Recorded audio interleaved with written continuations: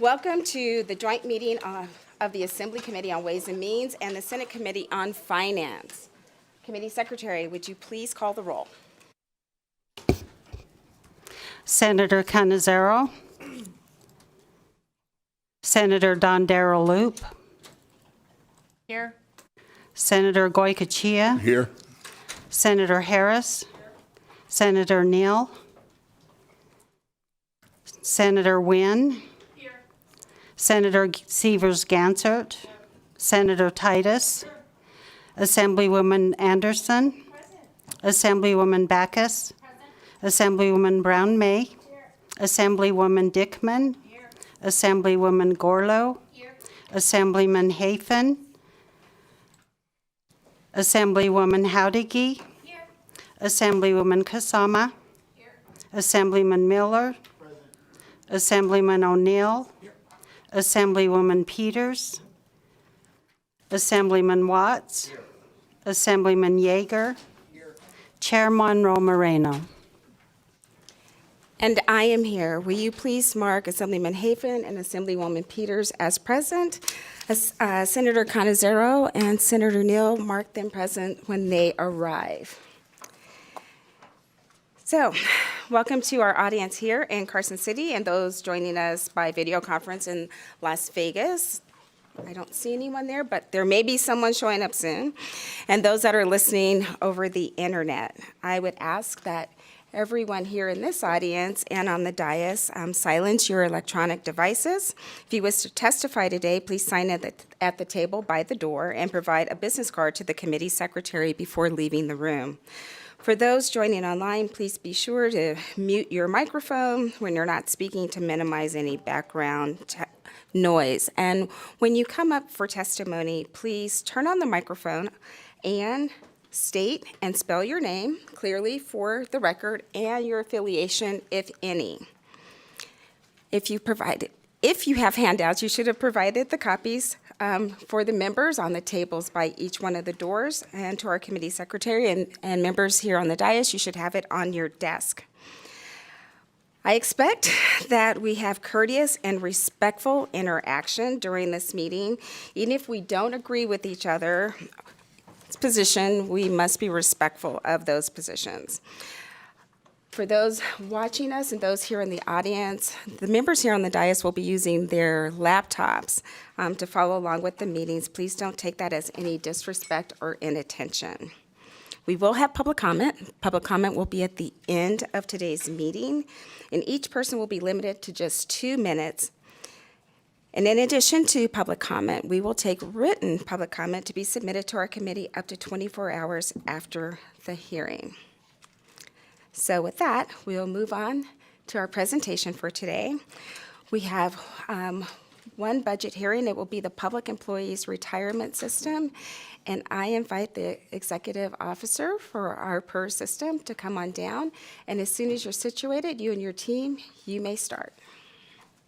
And welcome.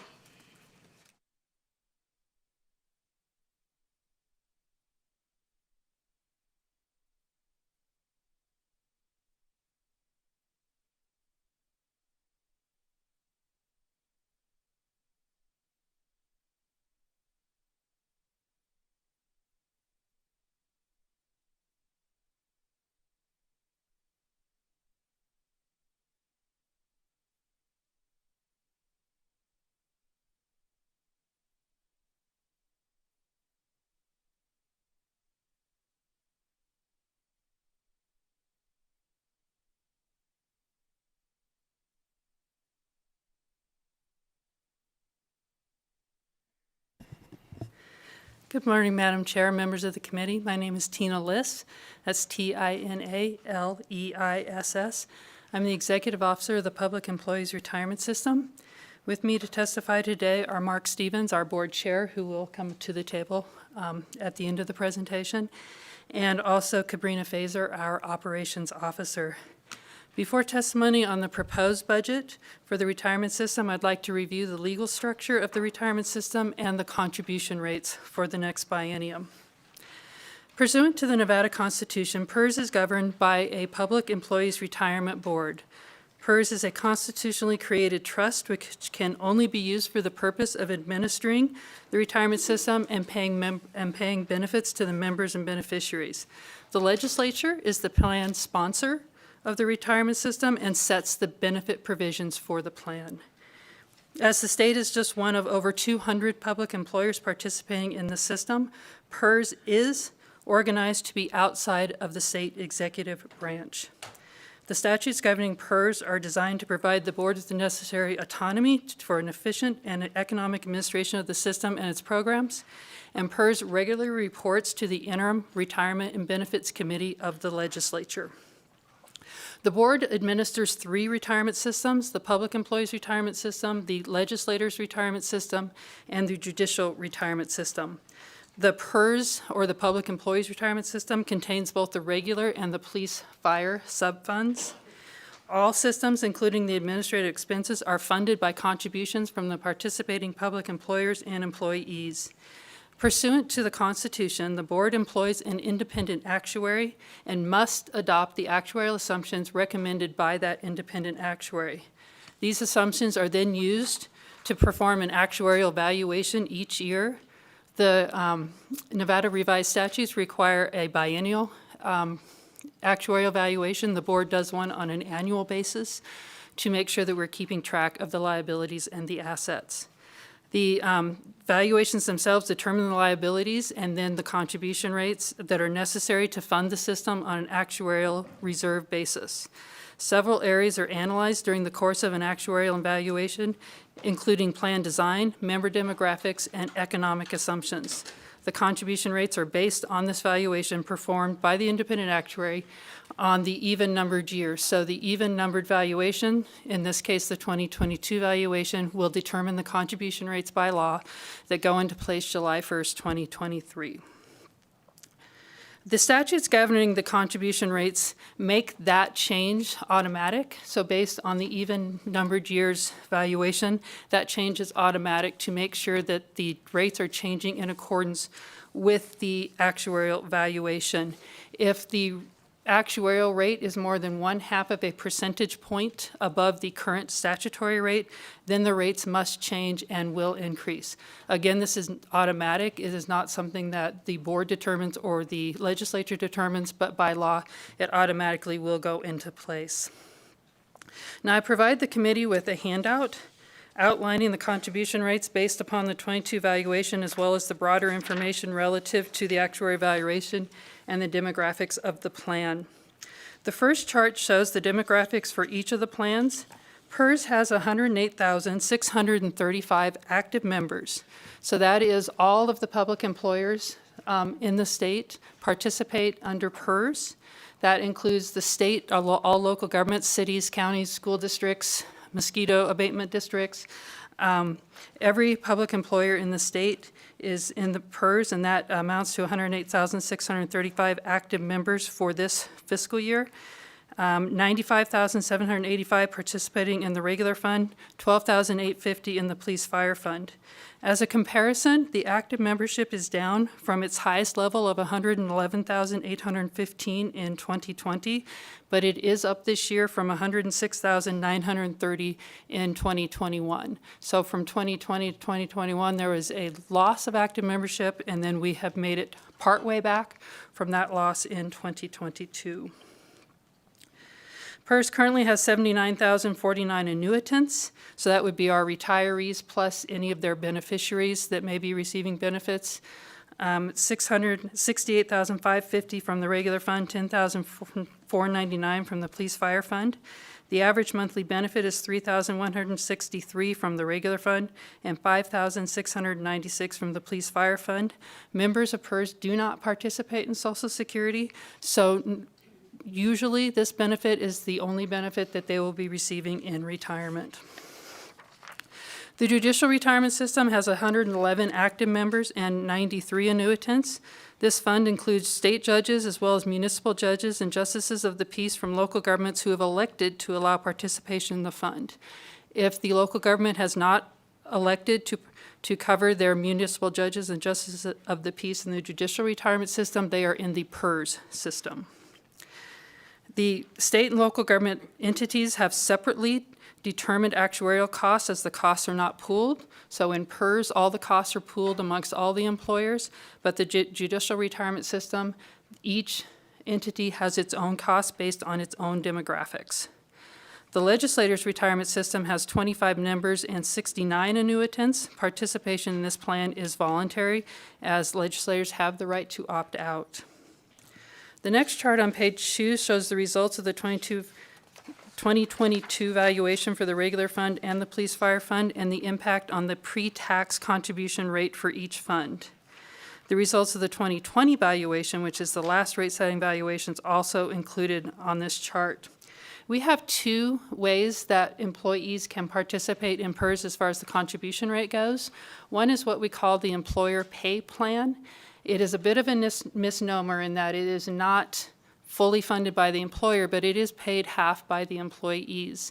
It is called the employer pay plan because it does come to us all as an employer contribution, but the members contribute to that plan by taking a reduction in salary. So anytime there's a contribution rate increase on the employer pay plan, the employee will take a reduction in salary equal to half of the contribution rate increase to account for the employee's half of the rate. The other plan is what we call the employee employer pay plan, and the employee has a higher initial salary, but their contribution is then an after-tax deduction from their salary. The primary difference between those two is in the employer pay, when you have a reduction of salary, the employee is not paying taxes on their contribution because it's a reduction of salary, as where the employee employer pay, it's an after-tax deduction. So the lower salary actually results in the higher take-home pay for the employees. About 80% of our members participate under the pre-tax or the employer pay plan. Typically, almost all local governments are required to participate in that plan. The state is the largest employer that can participate under either plan, which accounts for why about 80% are under the employer pay plan. Again, the employees share 1/2 of that contribution plan in any rate increases. And there are two ways that the employee can share. That's through the reduction, which is what the state has typically done with their employees when there is a rate increase, or the other way to do that under statute is by a foregoing an equivalent pay increase. So for instance, if a local government has negotiated a 1% pay raise, but the contribution, the employee's portion of the contribution increase would be equal to that 1%, then again, you would have a level. The employee's salary would stay level because instead of that 1% they negotiated, now it's going to PERS for the employee's portion of the contribution rate increase. So the first portion of this chart on page 3 shows the accrued liabilities, the actuarial value of assets, the unfunded liability, and the actuarial funded ratio of each plan. The actuarial funded ratio decreased for both plans from 2020 to 2022. On a total basis, the funded ratio of PERS decreased from 75.7 to 74.8. The funded ratio represents the actuarial value of assets on hand today to pay the projected benefits owed out into the future. And much of those liabilities you see on there are due decades into the future. These are not liabilities that are due today, tomorrow, or the next day, but they are due over the retirement period of our current employees and retirees. The small decrease in the funded ratio is primarily due to changes in assumptions from the 2021 experience study, which I will discuss a little bit more in depth in just a moment. The third chart, which is page 4 of the handout, shows the actuarial valuation results for the judicial retirement system and the legislator's retirement system. The chart is also a comparison for results from 2022 and 2020. The chart again includes the actuarial accrued liability, the actuarial value of assets, unfunded ratios for both plans as well. The actuarial funded ratio for the legislator's retirement system improved from 2020, and while the judicial retirement system funded ratio decreased, the legislator's is at 97.6, and the judicial is at 92.2, which is both fairly close to that 100% that is targeted for each of these funds. The chart on the next page illustrates how the statutory contribution mechanism works for the PERS pre-tax or employer pay plan. The actuarial contribution rates for both plans are higher than the current statutory rate. As a result, the statutory mechanism requires that the contribution rate increase for the upcoming biennium. So you will see that for the regular fund, the actuarial rate is 33.61. The current statutory rate is 29.75, which we round to the nearest quarter by law.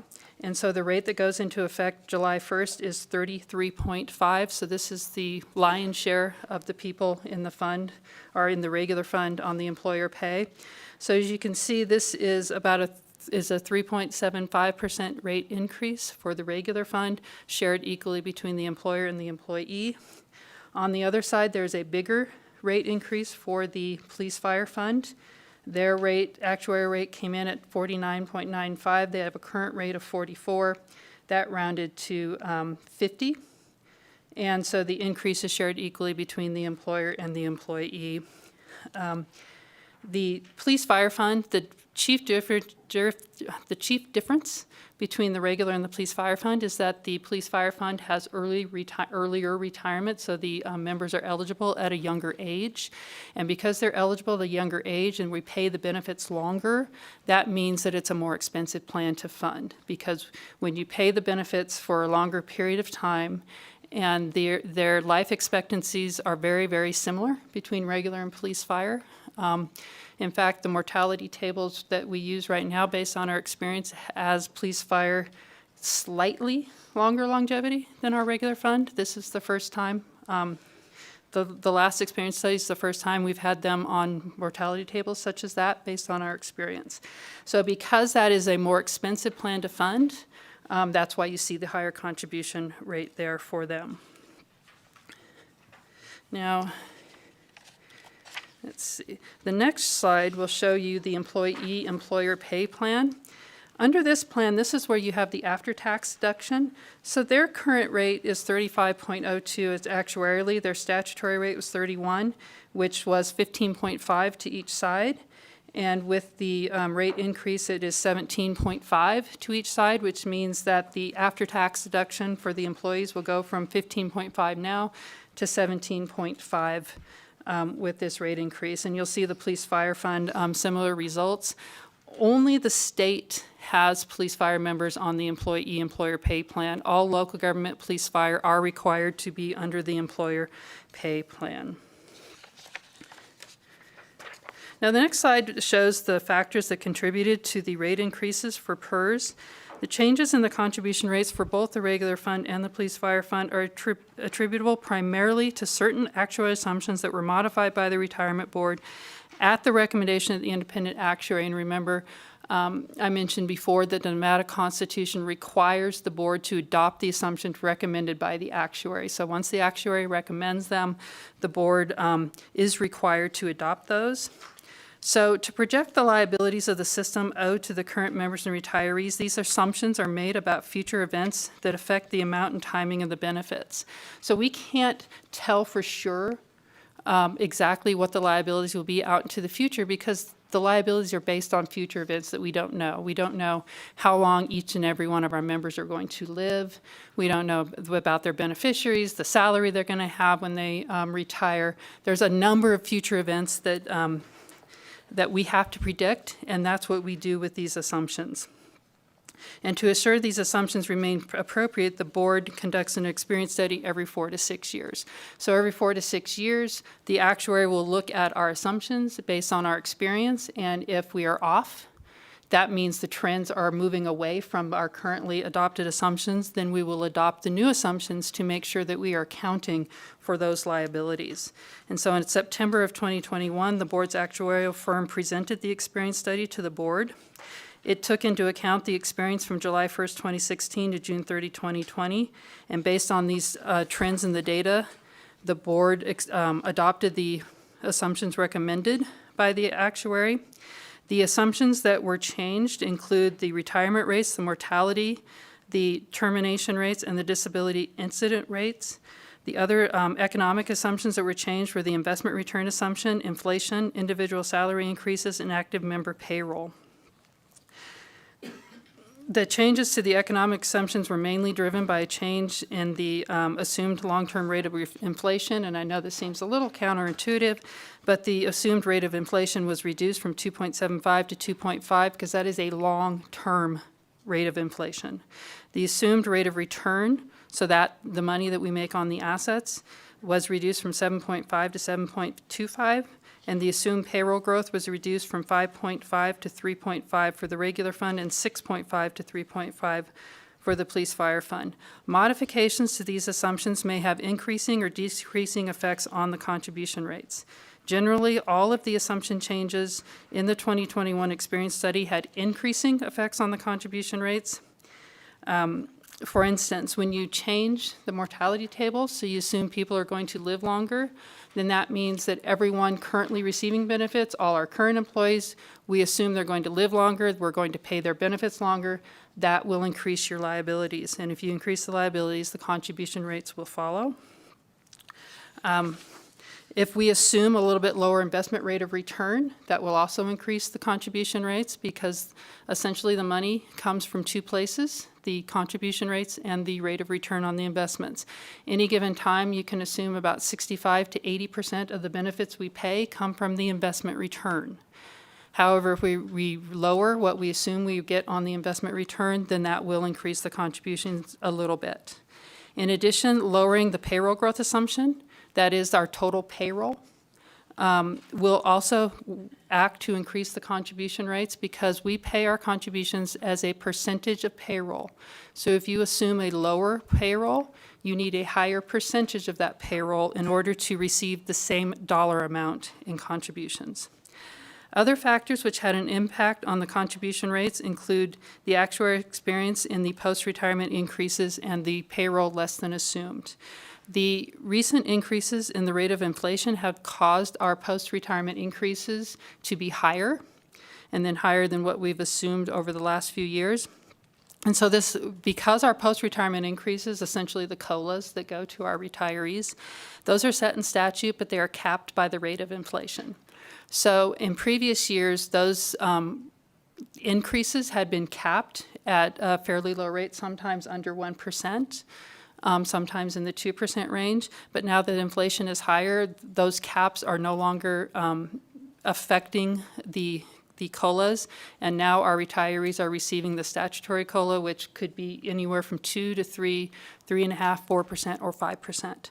So that higher inflation has also impacted our liabilities as well, and of course the contribution rates. Now, in Nevada, our contribution rates are unique in that the changes to the actuarial assumptions and the gains or losses against those assumptions impact the contribution rates immediately. Many states, I would venture to say probably more states than not, the employee and employer contributions are set by statute, and they do not change directly or immediately with the actuarial contribution rate. And I think that it has served Nevada well to have make sure our rate follows the actuarial contribution rate to make sure we're funding our plan appropriately. But I just wanted to note that difference, that a lot of states do set in statute the rate and it does not change with the valuation. Another distinguishing factor is most states do not share their rate equally between the employers and the employees. Usually you would a lot of states have an employee rate that is set at a certain level, and the employers pay what is over that level. We are fairly unique. I think there's one other state that splits 50-50. And again, unlike most states, our people do not pay into Social Security, so that means our rate is all that they're paying. As with other states, you would have the contribution rate and then Social Security contribution layered above that. Now, the next two charts illustrate the contribution rates for judicial retirement system and legislators' retirement system. Both of these plans are funded a little differently in that they have a direct payment on the unfunded liability along with their percentage of payroll contribution. The state's lump sum contribution for each of these plans is increasing somewhat in the upcoming biennium. So for instance, the judicial rate as a percentage of payroll is 23.35%, but for the amortization payment on the unfunded liability, the state makes a lump sum payment to us each July, and that payment is a little over $1.5 million. For the the legislators' retirement system, so any of you that are participating in the legislators' plan, 15% of your pay goes to as the employee contribution, and then the state pays the remainder of that, and the annual payment for the state for the legislators' plan is $90,579. Now, that finishes my prepared remarks on the contribution rates. Unless there are any questions, I will give it to Cabrina Fazer, our Operations Officer, to discuss the operational budget. We'll save the questions until the end. Thank you. Good morning. I am Cabrina Fazer, K-A-B-R-I-N-A-F-E-S-E-R, Operations Officer of the Public Employees Retirement System. I am here today to present the PERS budget for fiscal years 2024 and 2025. As a frame of reference, the system is not a general fund agency. The system is a public agency with the powers and privileges of a body corporate. Revenue for the PERS administrative budget comes from the trust fund administrative fees, calculated on a per capita basis for each member and benefit recipient. These revenues are obtained from both the employer and employee contributions received from the 221 public employers and 108,635 active members in the system, and that's as of June 30th, 2022. In addition, PERS has 19,511 inactive members and 79,049 benefit recipients, for a total of 207,915 individuals that we serve at PERS with a staff of 81. The adjusted base budget includes those items necessary to administer the trust fund and fulfill the fiduciary duties owed to all members and beneficiaries of the system. Expenses obtained in the budget include amounts for personnel, in-state and out-of-state travel, operating expenses, training, and actuarial and audit services. The budget also includes amounts for legal expenses and information technology. In addition to the adjusted base budget, the budget also contains 4 decision units. In Decision Unit E225, the system is requesting 2 new positions that are classified equivalent, an IT Technician 3 and a Retirement Management Analyst 1. If the IT Technician 3 is approved, the primary duties will be handling internal and external help desk calls and to assist in webmaster responses. Beginning in fiscal year 2021, the webmaster requests have continued to increase and have become a preferred method of communication for members and retirees. In addition, the new pension administration system will require IT assistance and knowledge of workflow implementation and management. This is an enhancement from our current pension administration system, the Carson system, which does not utilize efficient workflow. The Retirement Management Analyst 1 position, if approved, will create a senior staff member position that will be dedicated to the disability retirement process, the Qualified Domestic Relation Orders, also known as QUADROs, and the Police and Firefighters Retirement Fund Advisory Committee responsibilities. These duties require research and analytical skills and can be complicated and time-sensitive. Decision Unit E710 includes continued funding for the implementation of the new pension administration system, in addition to providing funds for the replacement of hardware and software. The requested funds for the new PAS system will primarily be used for project management, data management, and the new pension administration system itself, Arivos 2.0, from Tegrit Software Ventures. Funding was approved starting in fiscal year 2020 by the Retirement Board in November of 2020. Work began with Tegrit in July of 2021 and will continue through fiscal year 2025. In addition to Tegrit Software Ventures, Provaliance Retirement LLC has assisted with RFP development, oversight, and project management. Icon Integration is the data cleansing vendor for the project. PERS recently amended the budget to align with the TEGRIT payments schedule. These changes decreased the fiscal year 2023 payment milestones by $3.9 million and increased the fiscal year 2024 payment milestone by over $4.6 million and decreased the fiscal year 2025 payment milestone by $0.7 million. The overall implementation costs remain the same as the estimate that was presented to the legislature in the 2019 session. Only the timing of the payment milestones has changed. This implementation will be completed in two major phases: employer reporting and benefit payments. The activities in fiscal year 2023 will primarily be focused on the employer reporting phase, which is scheduled for completion during fiscal year 2023. In addition, in fiscal year 2023, the focus is also on the benefit payment phase, which is a much larger implementation and is scheduled for completion in fiscal year 2025. Decision Unit E815 is requesting an additional executive staff position, the Chief Administrative Analyst. The Retirement Board has requested the Chief Administrative Analyst to create a series within the executive staff and allow for practical distribution of work between two analysts due to the increase in workload. This analyst will take an active role in monitoring compliance vulnerabilities as well as managing and evaluating risk.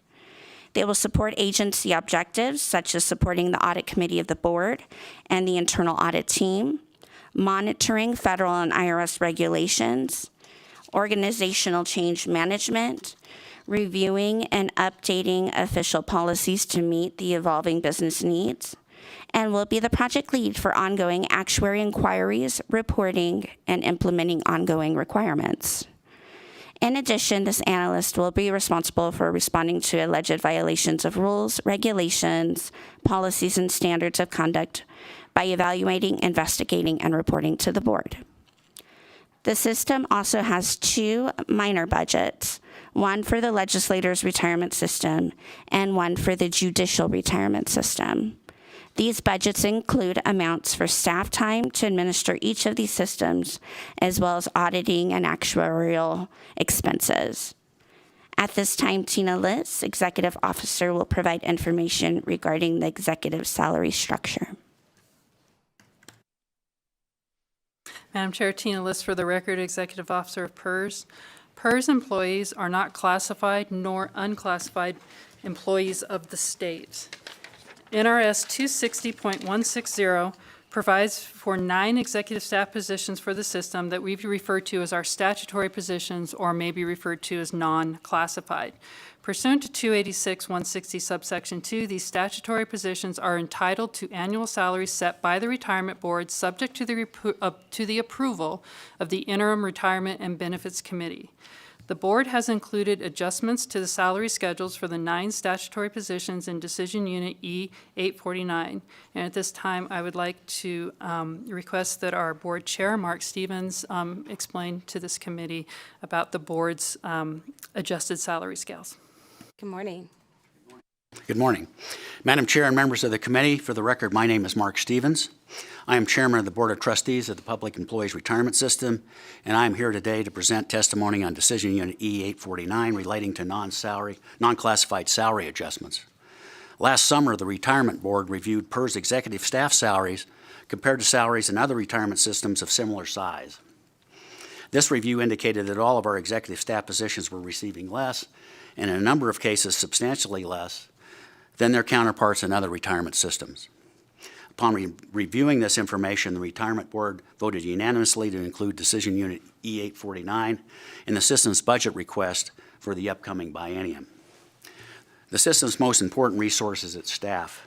The compensation for our staff is of great importance to the Retirement Board, and we believe the quality of our staff is one of the key elements in the system's continued success over the long term. It's a priority of the Retirement Board to retain its current staff, and when a vacancy occurs, that salaries are sufficient to recruit quality candidates. While the requested changes in the salary schedule will not reach the average salary paid by the system's peers, it will help close that gap. The retirement system has 9 executive staff positions that are outlined in NRS 286.160. The salaries for PERS executive staff are set by the retirement board, and the maximum salary for each of the 9 positions is approved by the Interim Retirement and Benefits Committee. The board has established a 10-step salary schedule for each executive position. The decision unit would adjust the 10-step salary schedule by moving each schedule upward by 2 steps. The result would be that step 6 in the current salary schedule would become step 4 in the new salary schedule, and while step 10 would be step 8 in the new salary schedule, and so on. Steps 9 and 10 would increase by an equivalent percentage as other steps, and the increased amount for step 10 would become the new maximum salary for each position. This represents an increase of approximately 9.5% in the maximum salary for each of the 9 executive positions. However, for the 5 executive positions not currently at step 10, even assuming merit increases in both years of the upcoming biennium, these positions would not exceed the maximum salary that is currently authorized.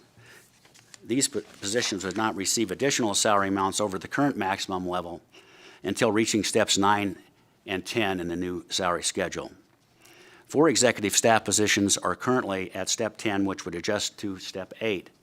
These positions would be eligible for a merit increase in each year of the biennium, which would allow these positions to reach the new maximum salary level at step 10 in fiscal year 2025.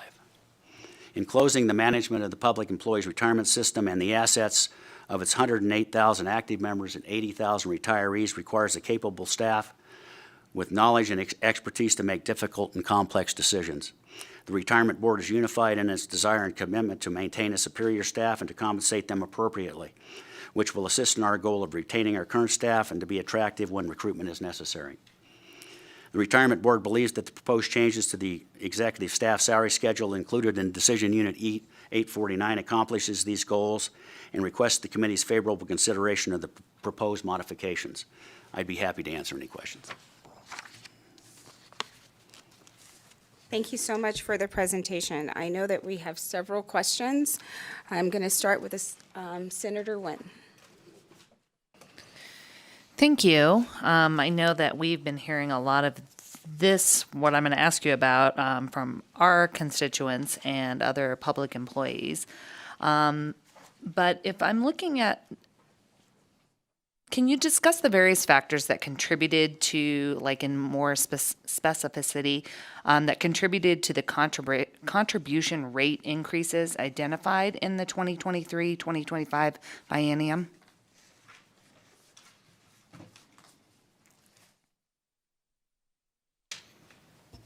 Madam Chair, through you and to the senator. So the main, and if you indulge me with just 1 second, I actually have a chart that shows the exact percentages for the increases in the contribution rate. Somewhere.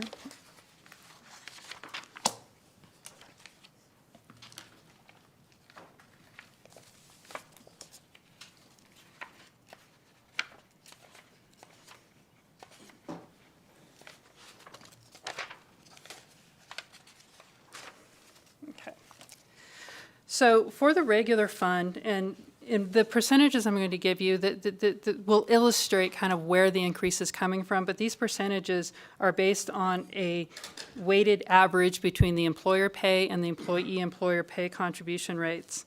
The biggest portion of the rate increase is the effect of the assumption changes. And so the assumption changes, the big assumption changes were to the mortality table, so assuming people will live longer. Generally, when people live longer, we pay the benefit longer. With the post-retirement increases that compound each year that someone's living longer, their benefits are growing as well. So any change in how long we assume people will live, and this applies to current employees and retirees as well, that will increase the amount of benefits we owe, and when you increase the amount of benefits we owe, that will increase the contribution rate. So for that, like I said, that's for current members and retirees.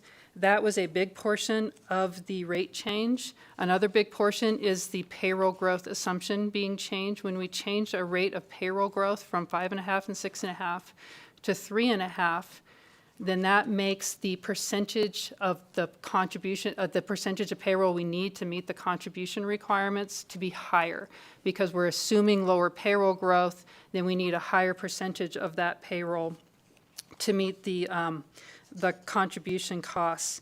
The other change was the investment rate of return from 7.5 to 7.25. If we assume 0.25% less in investment return, then the difference essentially needs to be in the contributions, because if you assume you're going to make less in investments, then the money has to come from somewhere else, which in this case is contributions. So those are the big factors on the assumption changes. The one other big assumption change that had a cost impact was our rate of retirements. So each year we do an actuarial evaluation. We have what we call a gain-loss attribution, which means how did we do against our experience? Did we have the exact number of deaths that we assumed?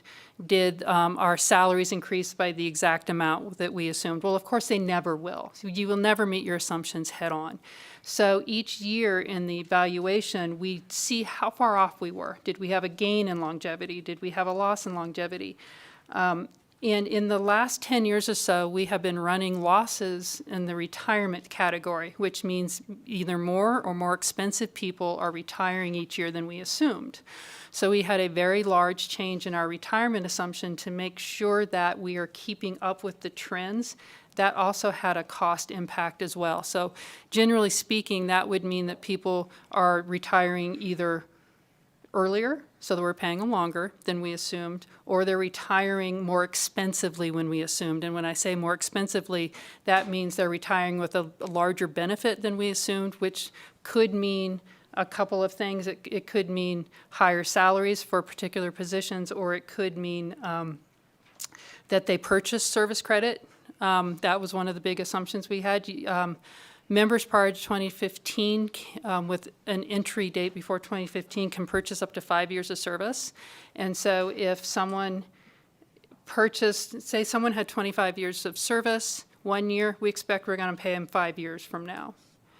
But now they buy 5 years of service. All of a sudden the next year they have 30, and we're going to pay them 5 years earlier than we assumed. Part of that's caught up in the purchase cost, but part of it is also caught up in a loss in the retirements. So we had a big change to the assumption on retirements, but bottom line, these are all changes to meet our experience, and if we didn't change the assumptions, we would be running those losses out into the future. So this is to make sure that we're funding an actuarial reserve basis. So those were the big assumption changes that impacted the contribution rate change. Another big factor of the contribution rate change was the post-retirement increases. I talked a little bit about that, but the effect of the post-retirement benefit increases, that was approximately 2%, 2 percentage points of the contribution rate change in the regular fund, and about 3 percentage points for the contribution rate change in the police fire fund. And so what that means is because the inflation is higher, we're paying those higher COLAs to our retirees. But not only is it that we're paying it to the current retirees, I don't want you to think that this change is just because of retirees. It is also because we're assuming that all the current members out there are also going to receive higher COLAs in the future. And because these are compounding, our COLAs are fairly expensive portion of the benefit. And so that's why you see 2% and 3% of the rate change attributable to just those post-retirement increases, so to speak. And I think that pretty much covers the factors. And I will say the effect of our investment gains over the last 2 years, we had a loss last year, we had a large gain the year before. The effect of our investment returns actually lowered the contribution rate increase. So the investments over the last 2 year period was a positive to the effect of approximately 2% in the regular fund and about 3% in the police fire fund. So that was an offsetting effect. Chair, may I follow up? Go ahead. This kind of is a two-part question. How often do we review these assumption changes, like longer living, people living longer? Obviously, we have heard for the past almost 3 weeks about,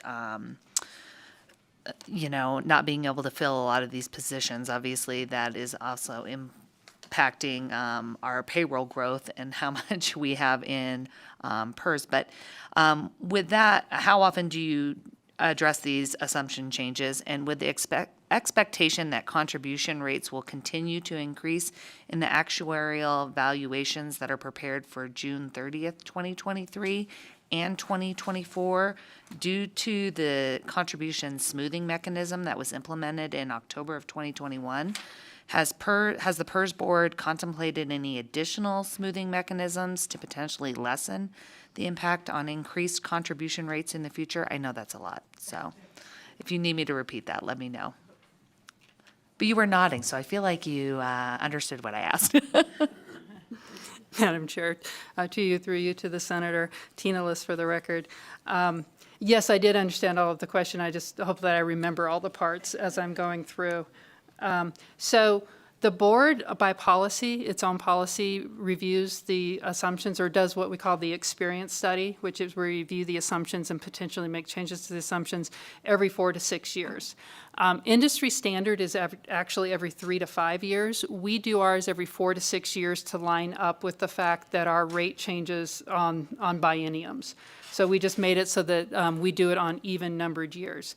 So we did the experience study in 2021.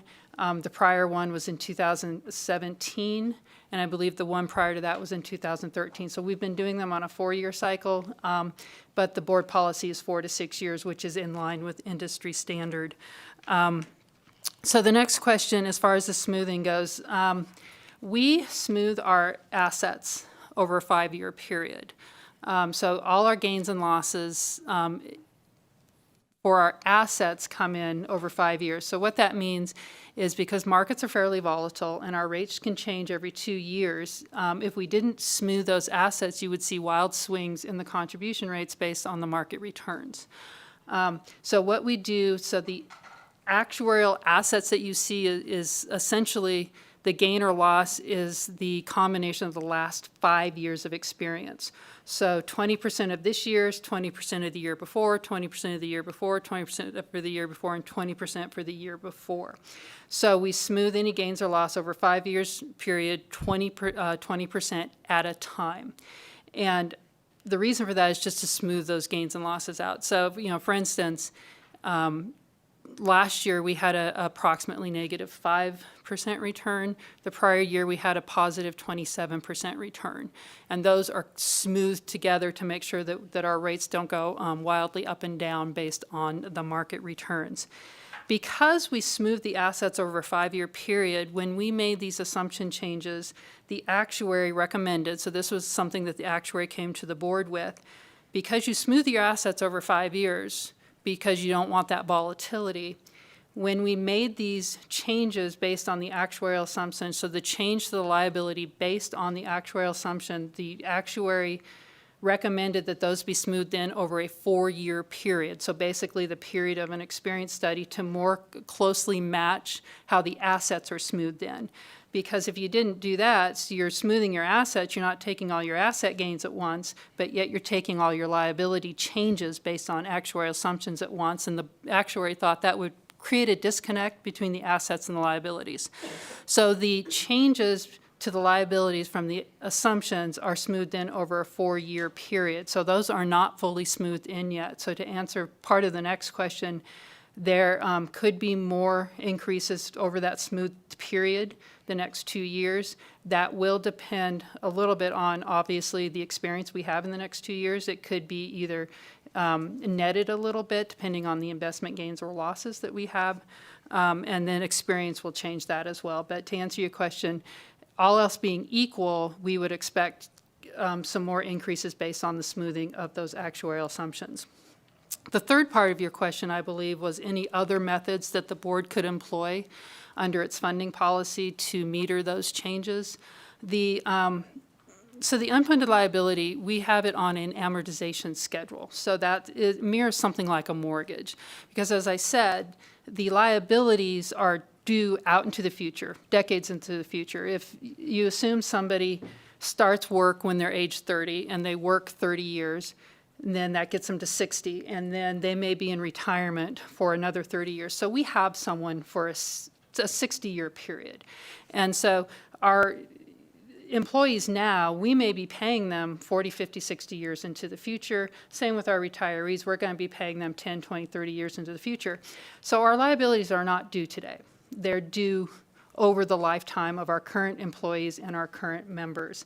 And so that's why you amortize that unfunded liability, because you don't owe it today.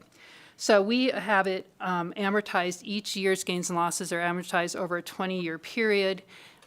So that gives you an effective amortization period of differing lengths, because last year's gains and losses would have 19 years and 18 years before that. So the closer you get to having that unfunded paid off, or the closer you get to only having 1 or 2 or 3 years left on that amortization schedule, the higher the payments can get. And so there can be a little volatility because of where you're getting in the payment schedule, so to speak.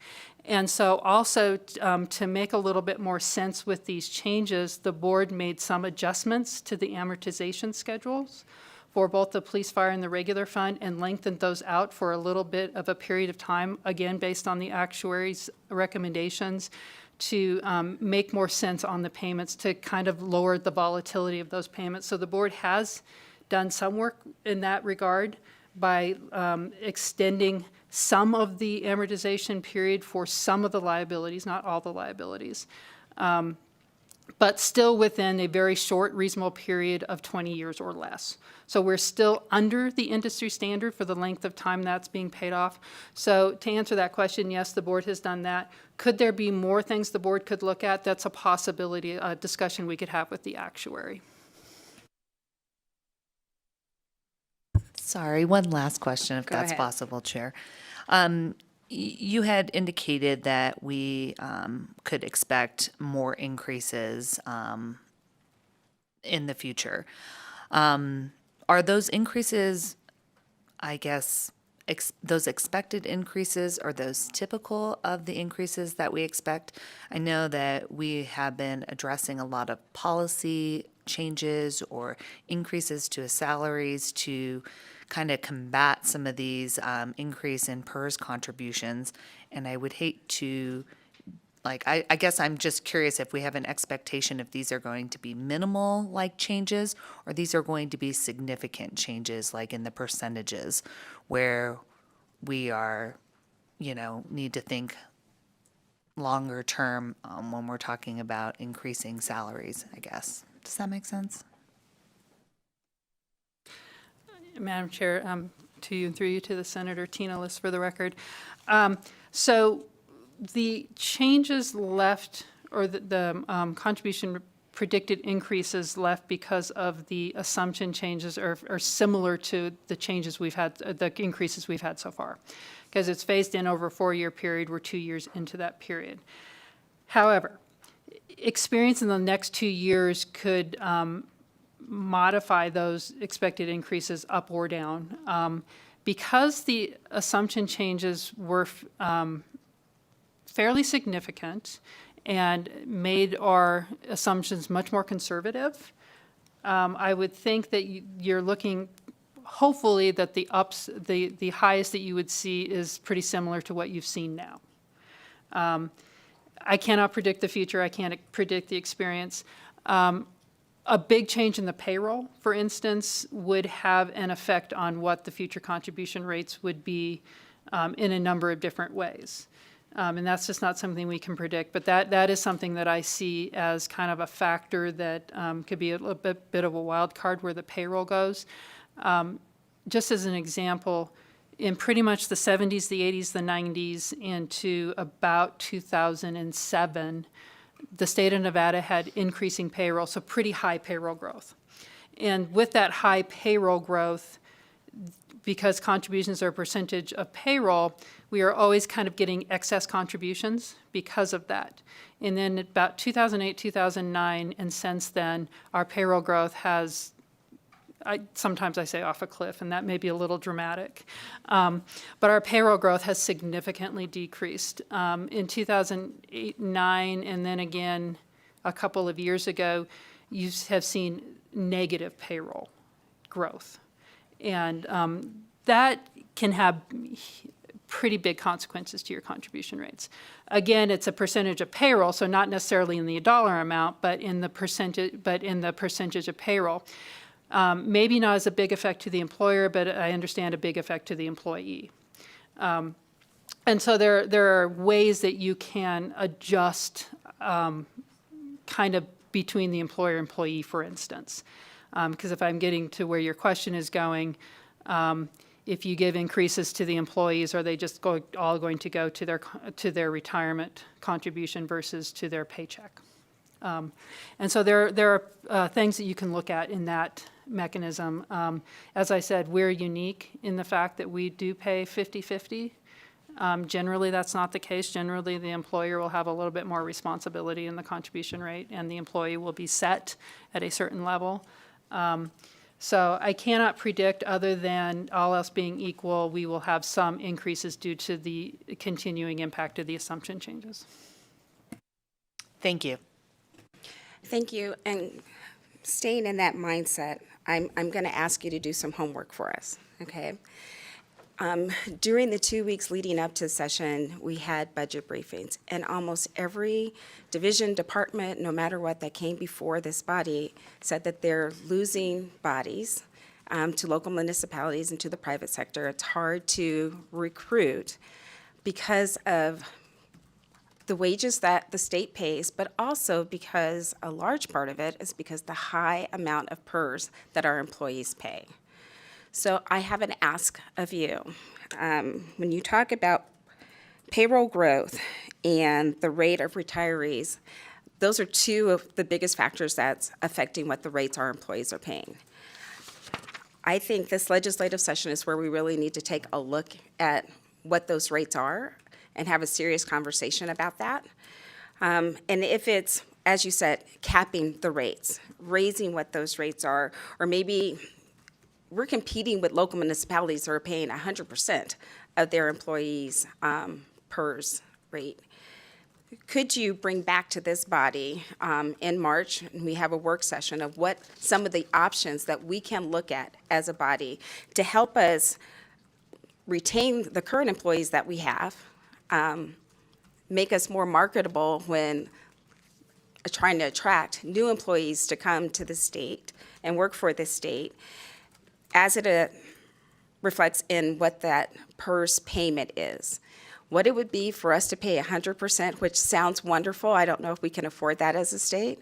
What it would mean to cap and what that cap would be if it were to cap it at what employees are paying now, so they have a little stability, and knowing what their paychecks are going to be for now and in the future, or what a better capped number should be. If we were to assume, the state assume what this current increase that we're looking at for our employees, if we pay that, what that would mean, if you could bring a number of different options that we as a body can discuss in a work session in March, I would greatly appreciate that, because we're getting to the point that we're losing people.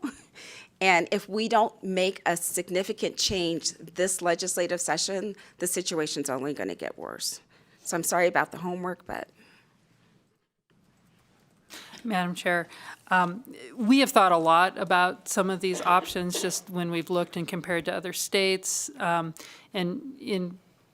We have already thought of a number of things that we'd be happy to share with the committee in a work session in March. And just one more note, and I think we may have discussed this in the past.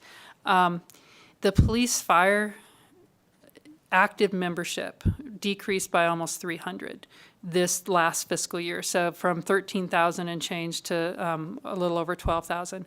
I will note that all of the decrease in the active membership in the police fire fund was attributable to the state. Most of the local governments with police fire had flat active membership in general, the state is pretty much where all those positions were lost in the active membership of the system.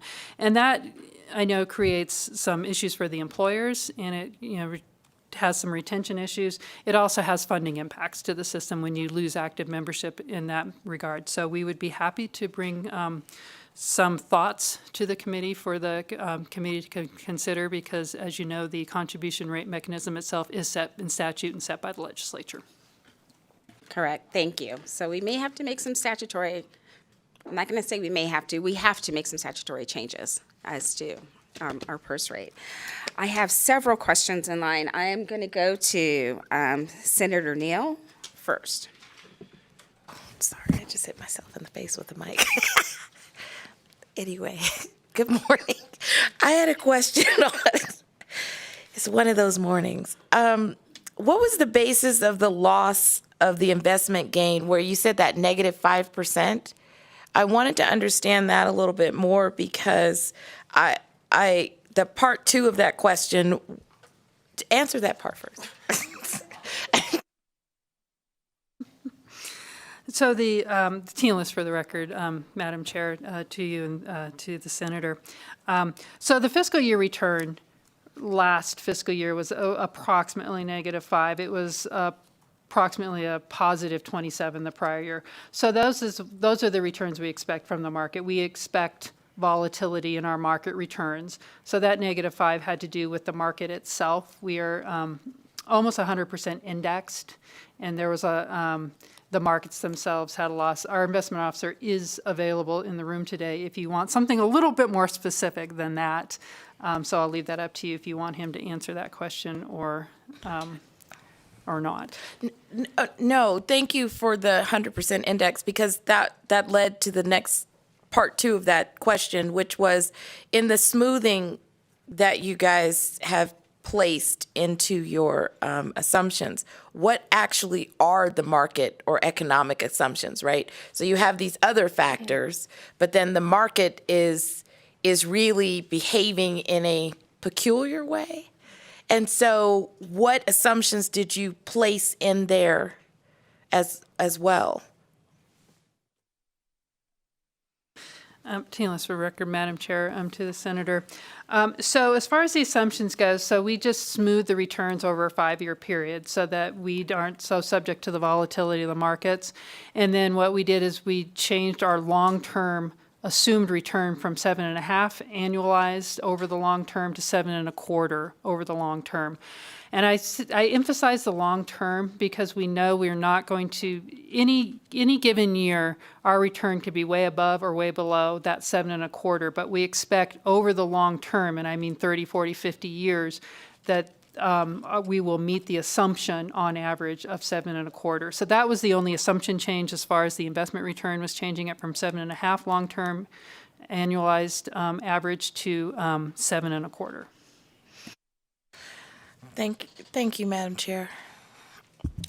Thank you. Senator Titus? Thank you, Madam Chair, and thank you for a very concise and I feel understandable presentation on this. Is a very difficult topic with a lot of moving targets. For the entire time I've been in this process, my 5th session hearing these budgets, I'm also hearing, and I have always heard, the instability and the worry that folks have for the retirement system. Do we have enough monies right now to cover do we have enough asset to cover our liabilities at this point in time? Madam Chair, to you and through you to the Senator. Tina List, for the record, yes. Thanks. So as I said, those are long-term liabilities, and right now we say we're about 75% funded. So we have assets on hand for 75% of the benefits that we owe out into the future. We are very stable. We're a fairly young system in the sense that we have better cash flow than a lot of other systems. But of course, we have that trust fund to make sure we have those benefits. But the short answer is, yes, we're very comfortable with the stability of paying the benefits out into the future. Thank you. Follow-up, Madam Chair. So As a doc, I always look at health risks of folks, and we know that for the first time in our country's history, life expectancy has actually gone down. And I'm just wondering how often you review that data, and if you separate men versus women in your system, and if so, how often do you do that? As more women are in the workforce, we know women live an average 4 years longer than men. But again, there's some pretty disconcerting issues regarding our life expectancy, and in many ways that might be good for the PERS system because people may not be living as long, but it's a huge concern, and I was just wondering how often you reevaluate those numbers. Madam Chair, to the Senator, Tina List for the record. So we look at the mortality tables against our experience every time we do an experience study. So that's every 4 to 6 years, and it's been every 4 years, last couple of years. When we have made changes, the last change in 2021, we went to a generational mortality table. Before we were at a static mortality table. We do have different assumptions, male versus female. We also have 2 different tables for regular versus police fire, and also disability. As I said, this is the first time that actually our police fire table went to slightly longer longevity than a typical male from the regular fund. And I say male because the police fire fund runs typically about 90% male. The regular fund runs to slightly over 50% female.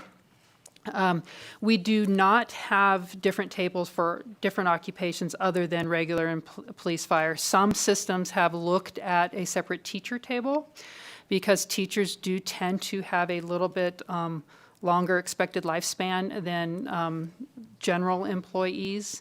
And the other thing is that our tables look against public employees. There's been a big push to make mortality tables specific to public employment. One thing about public employment is typically you have employees that have health insurance, and I think that may impact the mortality on those tables. So that's why we look to just public employees tables and against our own experience. But we do adjust those every 4 years, typically. So thank you for that, and thank you for the question, Madam Chair. Thank you. Senator Gansert? Thank you, Madam Chair. I don't believe you spoke to this. So the contribution rates, a portion of it is for those who are already retired, sort of making up for those who've been retired, and then funding the folks that are actually employed right now. Do you know what that percentage is? Madam Chair, to the Senator, Tina List for the record. So the contribution rate is broken up into the normal costs, which is what we assume the benefit that you're earning right now this year costs, and then the unfunded liability payment. So the unfunded liability payment is essentially any gains, losses from previous. It can also be added, the unfunded liability can be added to through assumption changes. So the unfunded payment is not necessarily just associated with retirees, it's associated with past service. So it's also associated with current members. So I don't know specifically that you can break it between retirees and current members, just past service of current members. I can break it between the normal costs and the unfunded payment itself, if you'd like, but not between current members and retirees. And typically, the actuary, the way the money comes in, will consider costs going to retirees first. So I don't know the breakup between that, but I do want to emphasize that that payment is for past service, not just to retirees. Can you Past service of current employees. Thank you. I appreciate the clarification. Can you go ahead and provide those numbers? I can probably do it. My follow-up question is going to be when you get to that is that the smoothing and not increasing rates to a certain level, does that impact the unfunded portion? So do we end up eventually with higher rates? The later we increase them, the more it's going to cost us, the higher percentage that will be. So those are my 2 questions, like what's that division between the 2? And then when you don't address increasing the rates sooner, does it cost you more later? Thank you. Madam Chair, to you, and through you to the Senator, it will cost, usually if you don't bring the money in earlier, you lose the investment return on it. So there will always be a slight cost, or it could be a bigger cost depending on how long you're delaying contributions, but there always will be some cost. to not raising rates sooner, so to speak. But because everything is based on assumptions, that the actuary recommended that we phase it in, and the actuary is comfortable with that. But there is, I believe I could get from the actuary what the 4-year phase-in would cost, I think, if that was where your question was going. Well, I'd still like to circle back to the numbers. Do you mind providing those first? Thank you. Can you find the breakdown between? And if you don't have those numbers with you today, if you could provide that to the committee secretary, and she can get them to everyone, that would be perfect.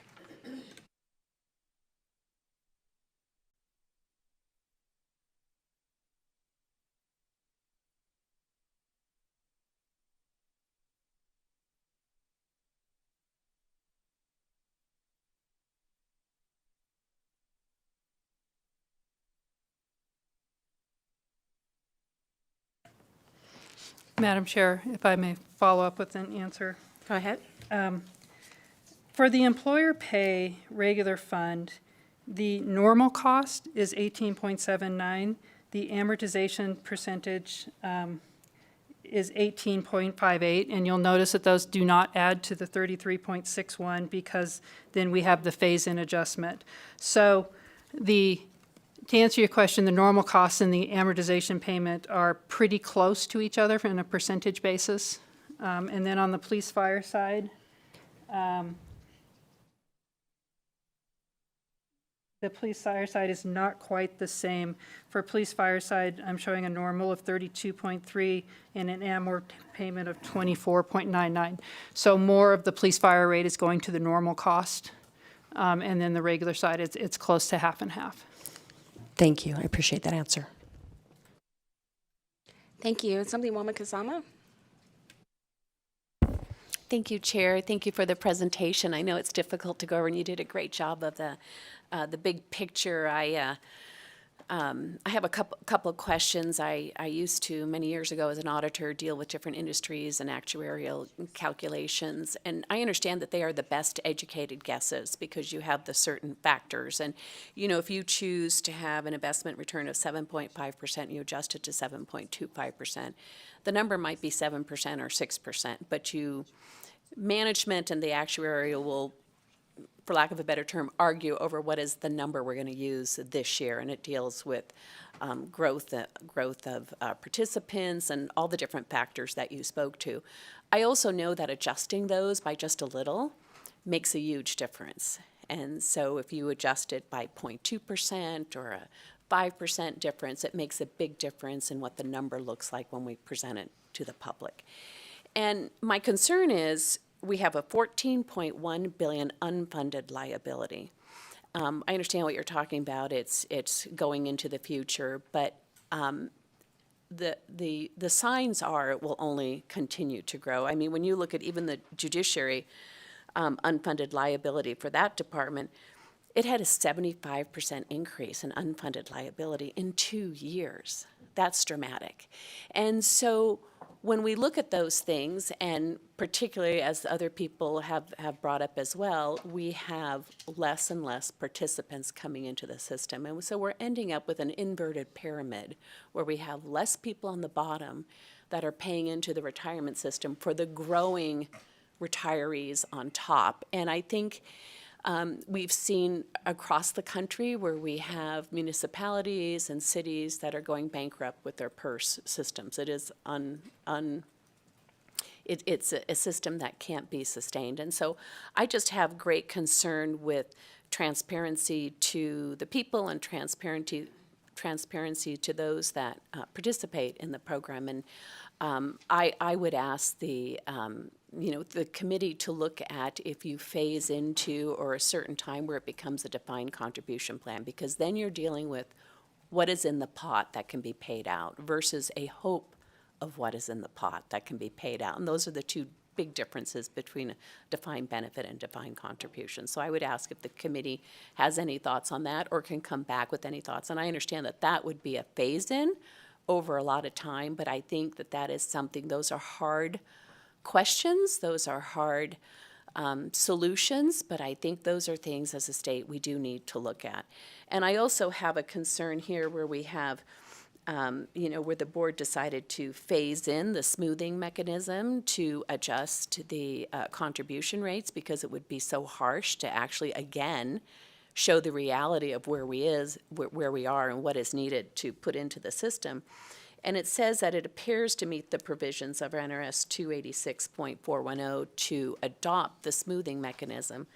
I would like that we have a legal opinion on that because either it is per statute or it's not, and we're in session if we do need to adjust the statute as per the chair mentioned as well. So those are things that I would ask for is a legal opinion if the smoothing mechanism follows Thank you, our but as the statute. chair, I could make that request. Okay, sorry. Thank you. Thank you. Mhm.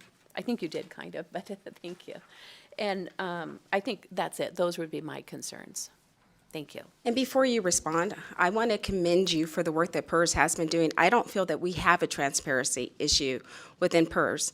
Every time you have come before this body, you've been very transparent in where we are at, and the smoothing period helps the employees that we all are here to work for.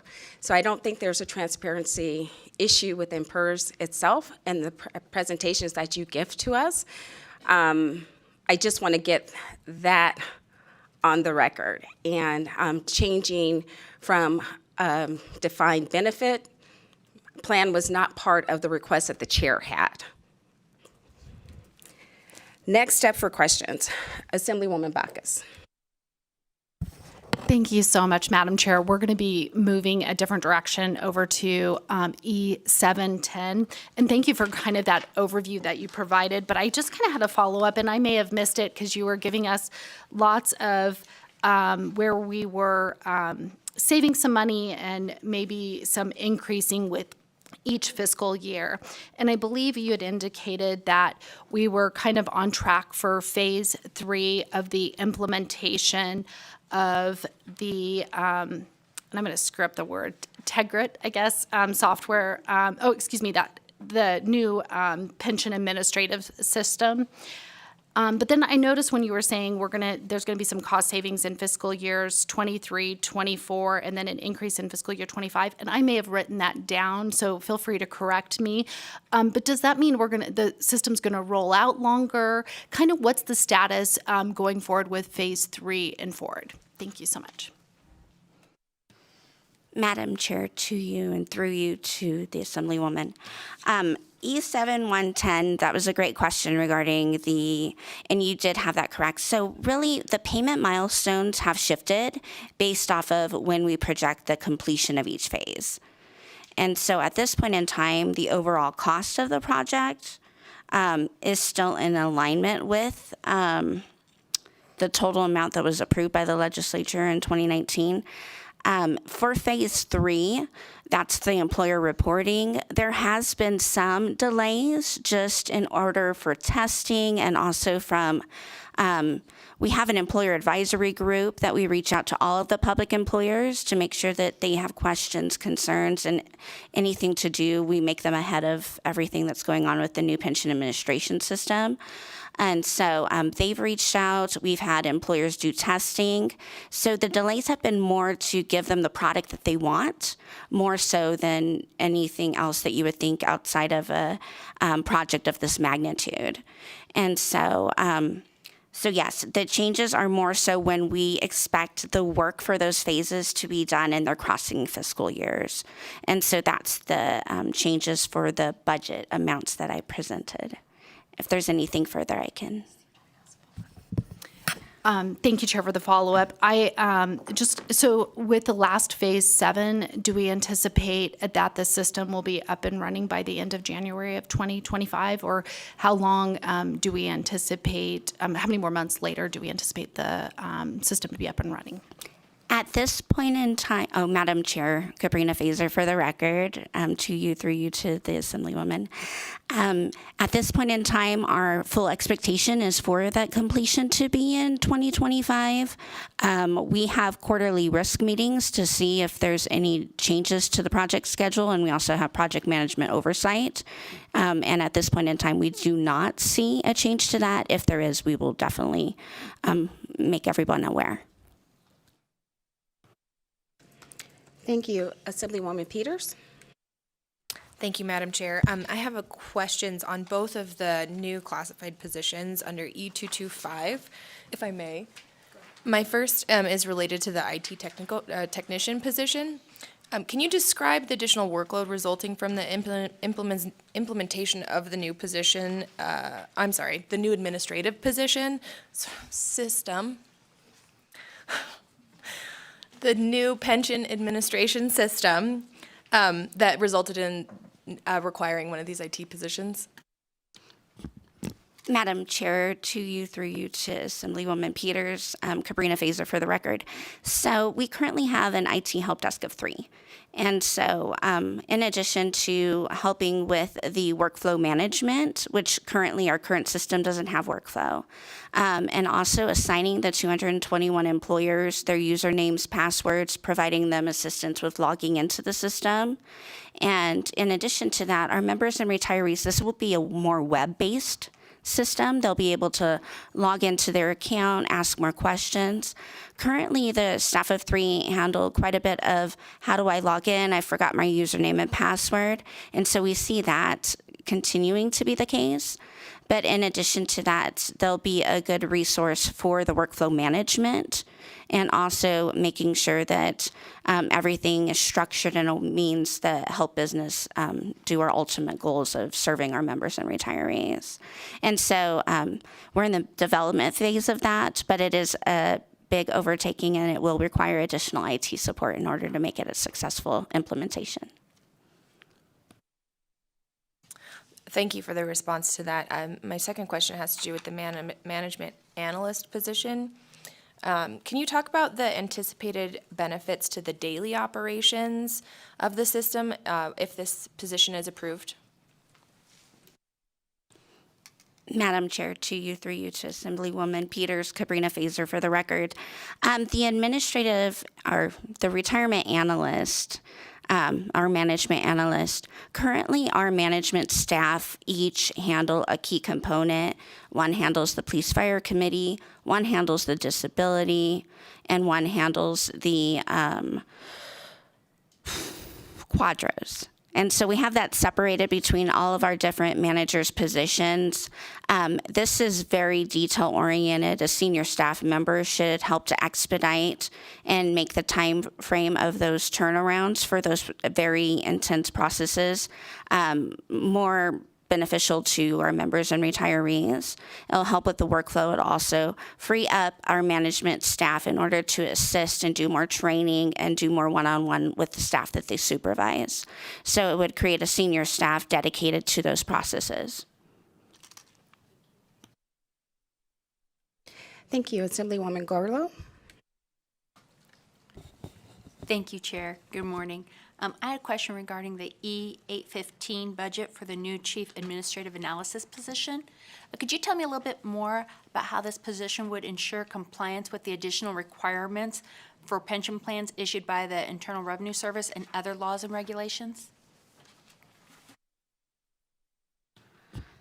Madam Chair, to you, through you to Assemblywoman Gorlo, Cabrina Fazer for the record. The additional administrative analyst would help. Currently, we were in the middle of the IRS implementation of the new W4P, W4R. And so that was one of the key components that started us thinking maybe we need an additional resource in order to review any of these regulations that are coming up so that we make sure that we're, there was a lot of project training. There was staff training. There was also computer implementation concerns in order to make that a successful transition. In addition to that, one of the other IRS requirements is a required minimum distribution. And currently, in addition, our one administrative analyst is in charge of training our staff and also working on procedures and trying to do all of the different layers of our business needs. An additional administrative analyst would help with policy revisions that go before the board, also ensuring all of these compliance issues are met and that are completed ahead of schedule and on time based off of what's needed and what's implemented. Thank you. Assemblywoman Hadigi. Thank you, Madam Chair. I want to go to Decision Unit E815 when it comes to the Chief Administrative Analyst position. I think one of my colleagues might have asked a question about it already, but I was just curious how you guys got to the proposed salary of that position.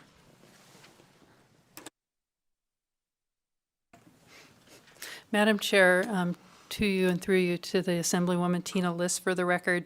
So the structure of the executive staff is built to make sure there's succession planning within the executive staff so that the board has options if they have any vacancies in the executive staff.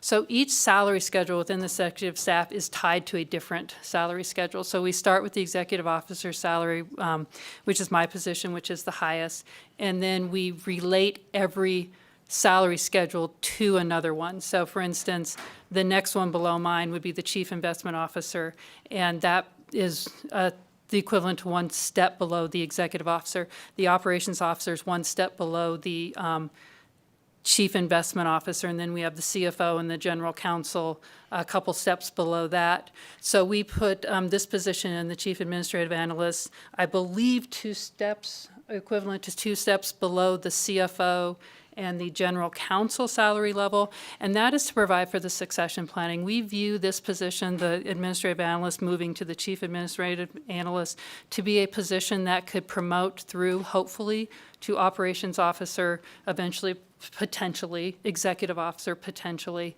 CFO, potentially, so that we give the board options within our current staff. As Chair Stevens of our retirement board has said, if you were to go to recruit for our positions, you probably have 2 places to look, essentially. You have internally, and you have other public pension systems. Public pension law is very complex. The administration is very complex. Those are really the 2 biggest places you're going to go to look for those positions. So we're trying to design an internal structure so that the board can go internally, because our salaries are well below median in the public pension world. So it's going to be hard to recruit from the public pension side, but we're hoping by tying these salary schedules together, so this is tied, I believe, 2 below a certain level of other positions, it's more for succession planning is how we came up with the salary schedule.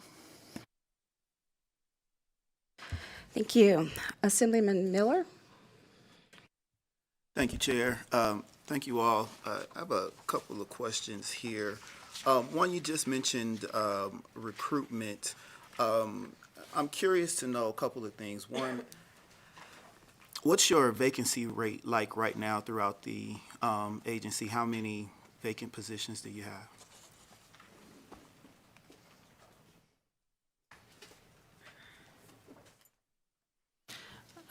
Madam Chair, to you and through you to the Assemblyman Tina List for the record.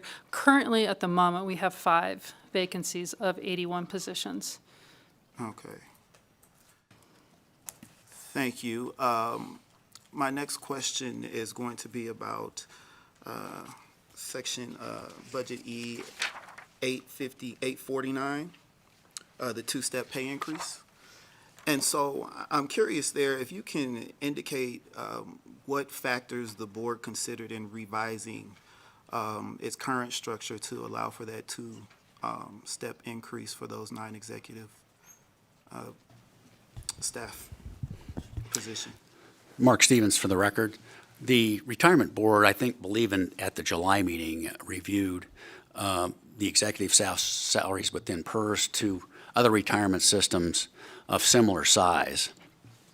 And we took a look at that, and in virtually all the cases, the average or the median provided by other retirement systems was higher than the maximum salary in PERS.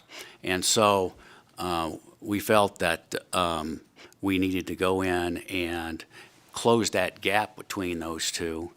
We have other retirement systems that try to come and recruit our employees because those retirement systems pay more money. And so we want to close that gap and provide adequate compensation to all of our executive staff at PERS. That's what we did. Okay, thank you. Thank you for the time. Assemblyman O'Neill. Thank you, Chair. Quick question. If I understand correctly, the employees of PERS are technically not government employees, correct? Tina List, for the record, Madam Chair, to you, to the Assemblyman. We are government employees. We are not state executive branch employees. So we are not organized under the state executive branch. We are organized to be independent, as the board is in the Constitution, and the legislature has organized us to report and be reviewed by executive and legislative branches. Our reporting structure is through an interim legislative committee. Our board members are appointed by the governor, but we are not organized to be under executive control. For instance, our budget comes to you as part of the executive budget, but the executive department has no ability to make any changes to our budget. So that is a little confusing and complex, I get, but we're, under statute, we are termed a public agency, and we are generally termed a non-executive branch state agency. What retirement system do you offer your employees? I'm sorry, could you repeat that? If I follow up, Chair, if I may. What retirement system are your PERS employees under? 100% paid by employer, employee? That's what I'm trying to determine. Are you more like the counties, or do you follow the state's opportunities? So, Madam Chair, to you, through to the Assemblyman Tina List, for the record, a little bit of a hybrid, I would say, because we have the executive staff members, and then we have what we call our classified equivalent members. Our classified equivalent members are paid by law in accordance with the classified service of the state. So most of our 81 positions have to be tied to a classified position, and we pay them in the same manner. So they follow the same pay scale. So they have the choice of being employee-employer pay, or they can choose to be employer pay just like the state. Our executive staff, back in the early 90s, when the legislature tried to make employer pay mandatory for all, and prior to that, agencies could choose to go 100% employer pay. That's why you see most local government agencies today are 100% employer paid under that pay plan. The PERS executive staff, the board put them under the employer pay. So as far as the employer pay goes, our executive staff is required to participate under the employer pay plan. If there is an increase in contribution rates, we take a reduction in salary. So for, say, for instance, a 2% contribution rate increase, our salaries would be reduced by 1%. Thank you. Thank you, Chair. Thank you. Members, any other questions? Seeing none, I'll just say one other thing. Thank you for putting that on the record, that your employees follow the same rules that all state employees do. They choose the plan that they want to be under, except your executive one. I also want to thank you for putting on the record that the PERS system that we currently have is solvent and able to meet our financial obligations. But I appreciate you doing the homework to bring back options to this body that we can look at to address how we can assist not just our current employees so that they have more stability in what their pay is, but also we have an obligation to our retirees, and we don't want to interfere with that obligation, wasn't that promise that we have to our retirees. So with that, I think I'll get off my soapbox. And thank you for joining us here today. I look forward to our March work session.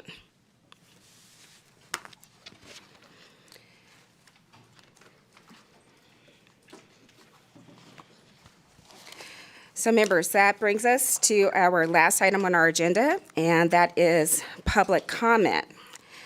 If you'd like to make public comment, you can dial in.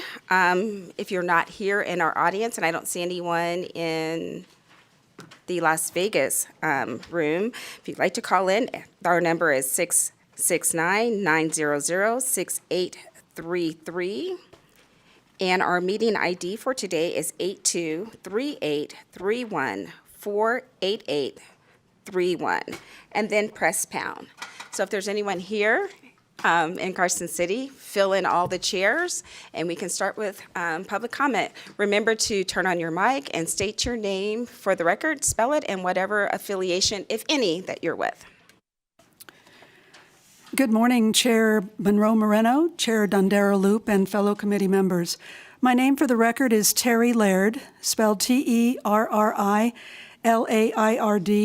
I'm the Executive Director at RPEN, the Retired Public Employees of Nevada, a nonprofit, federally tax-exempt organization representing all public employees, retirees, and actives who are still working and hope to one day collect a pension from Nevada PERS.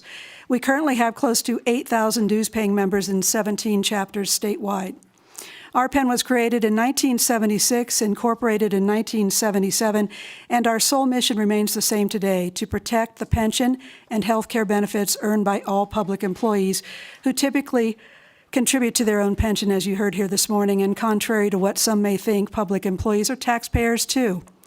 As many of you may already know, the state of Nevada does not pay into Social Security, as we heard in the PERS presentation, meaning oftentimes their defined benefit pension is all they have when they retire, and any state employee who may also have had time in the private sector and paid into Social Security will lose about 2/3 of that money thanks to the windfall elimination and government pension offset that penalizes them from stemming from a federal law that came into effect in 1983. So RPEN has always and always will seek to protect PERS recipients and the pensions of our members that are earning them today and hope to, again, earn them one day in the future. We appreciate all the good work done at Nevada PERS, using safe investments at low cost and fees, and keeping it on par with other pension plans much larger. We hope this legislature will see the value in PERS and look to protect it as well.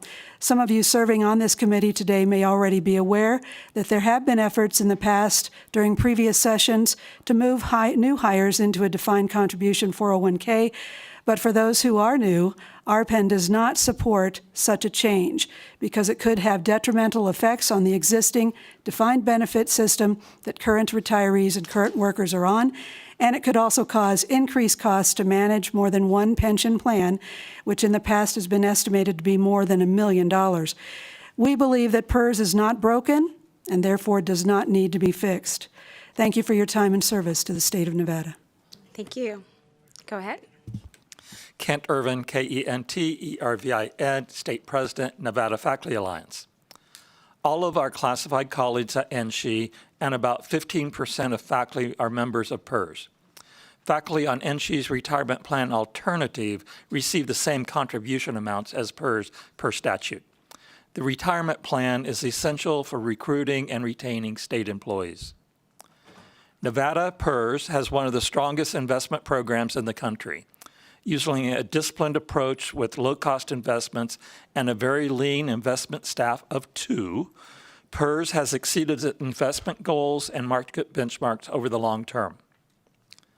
Nevada PERS unfunded liability percentage is about in the middle among the 50 states.